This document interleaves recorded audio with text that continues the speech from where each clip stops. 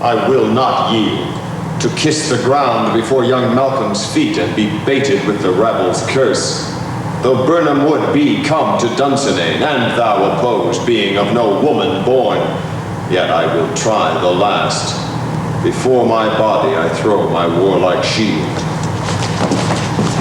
Lay on, Macduff, and damned be him that first cries, hold, enough!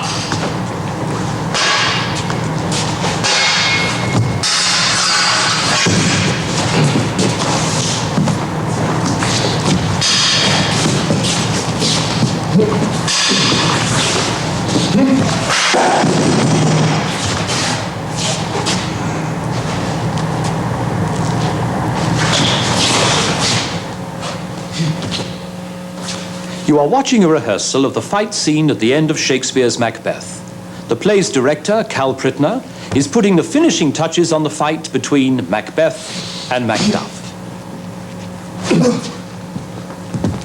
Okay, that's great. We got the sense of your allowing him to kill you, so that the acceptance of what's going on. The other thing we need to remember is that we got the sound cue, the electronic sound of the witches leaving. So what we need to do is have that look up in that last moment. They've left you. You're accepting your fate. You're going to die. Let's just take it from that moment where you're down there, okay? All right. Great.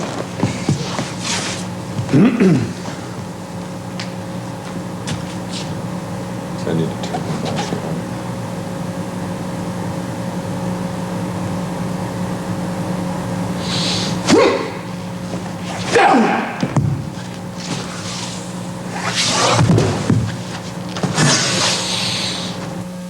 In this program, we're going to focus on the director. We'll see how he goes through the process of bringing together all of the elements of the theatre. And we'll watch him direct from concept to rehearsal the production of Macbeth as tragedy. The task of the director is to simply read the play carefully. He must try to understand how the play can be made clear, lively, and moving for the audience. He must take the words from the text and transform them into action. He's an interpreter. As a director, my primary responsibility is to come to an understanding of how this play works and how I can communicate it to an audience in a 20th century theater, this particular theater.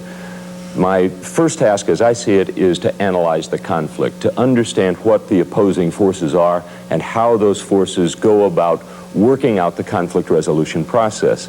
In the process of doing that analysis, I come up with what I can best call a statement of a concept. And in this case, the overriding concept for me is the notion that Macbeth is working himself into a hell of his own making, that he commits a series of acts that drive him into this hell that he has created.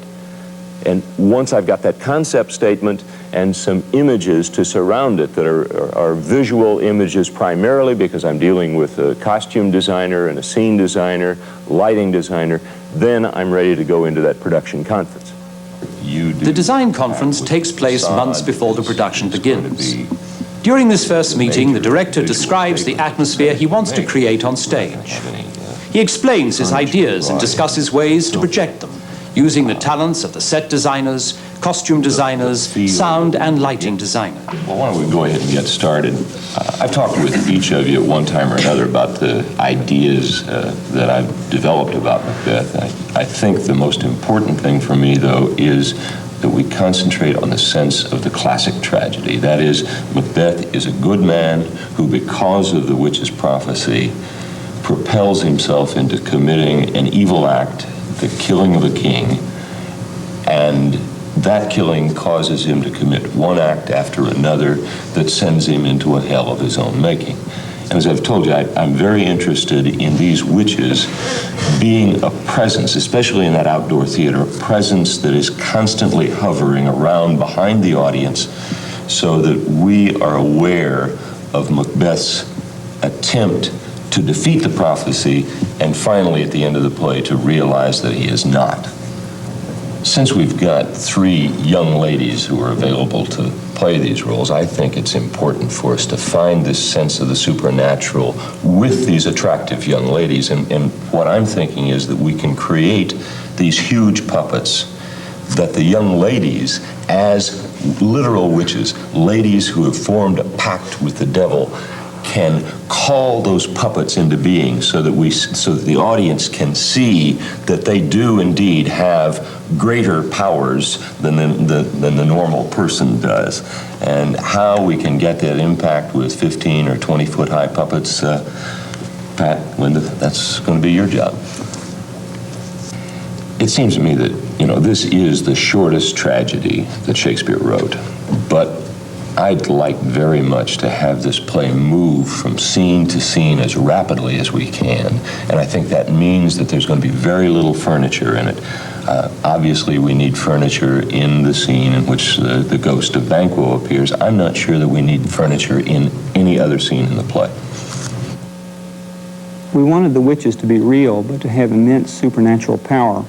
They put an evil idea into Macbeth's head and remained throughout the rest of the play to see the results. In order to give the witches this power, Cal asked for them to be 15 or 20 feet high.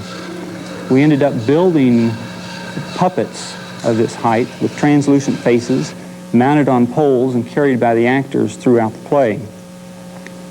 Cal also wanted a simple staging, so we limited ourselves to a set of decorative panels mounted on the permanent facade of the set, and only allowed furniture in one scene, the scene in which Banquo's ghost appears to Macbeth. I based the design on interlacing panels on a Celtic design. These panels are contemporary to the play, but I also felt that the interlacing and never-ending knotwork was somewhat symbolic of the evil in which people catch themselves.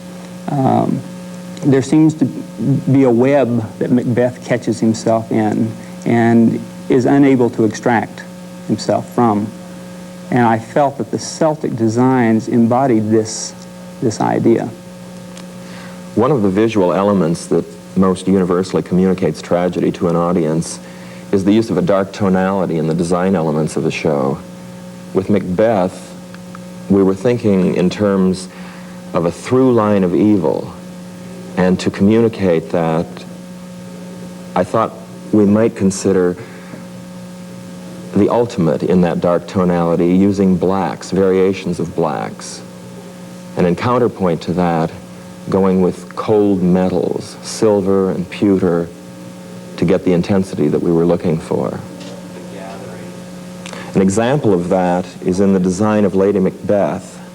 We have a very simple, clean line in the principal gown being accented by a girdle and a collar, which comes to us from the 10th century Scottish type of dress, with elements of pewter metal on that.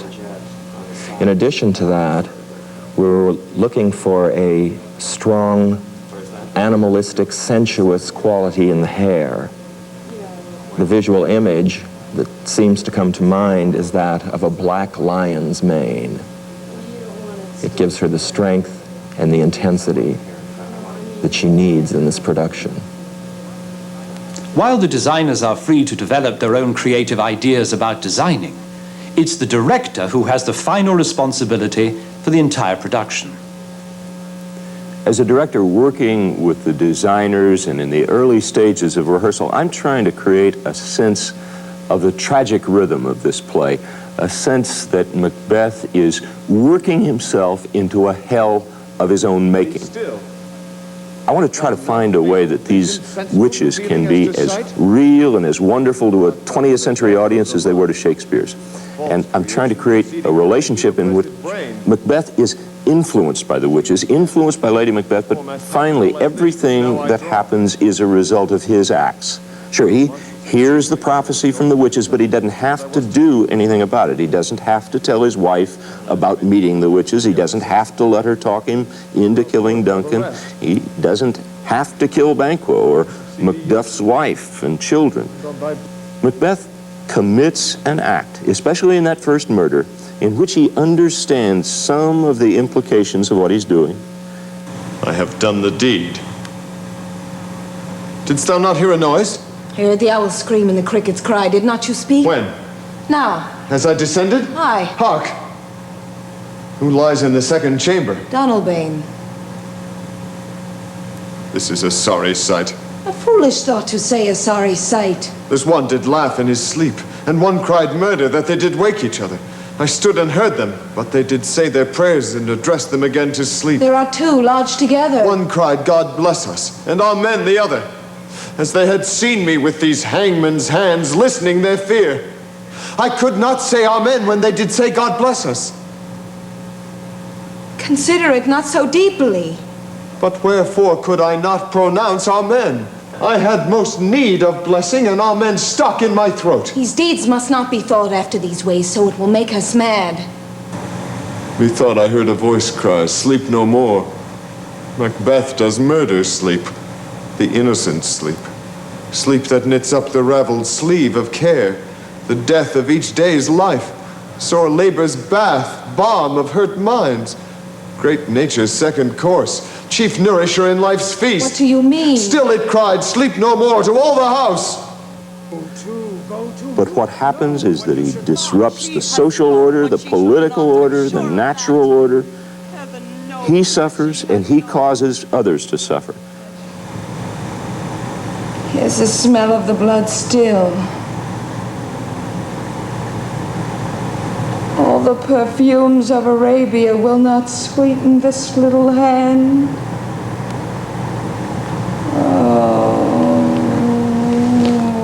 What a sigh is there! The heart is sorely charged.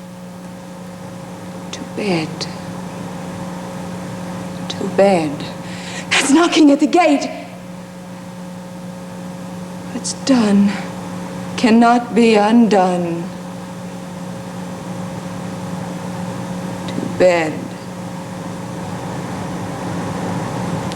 Come. Come. Come. Come. Give me your hand. To bed. To bed. To bed. And finally, as a result of that suffering, he comes to some kind of understanding of what he's done. And so in the end of this play, we're going to have Macbeth allow Macduff to kill him. And in that allowing Macduff to kill him, he commits what I call a redemptive act. He redeems himself, and order is restored. And we see at the end of the play that Malcolm can go on and be the good young king. In this program, we have shown you how the director developed his interpretation of Macbeth. We've shown you how the designers and technicians have combined their talents to create the director's interpretation of the play.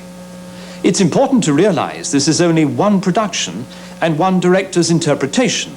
Each time the play is produced, there are of course different interpretations.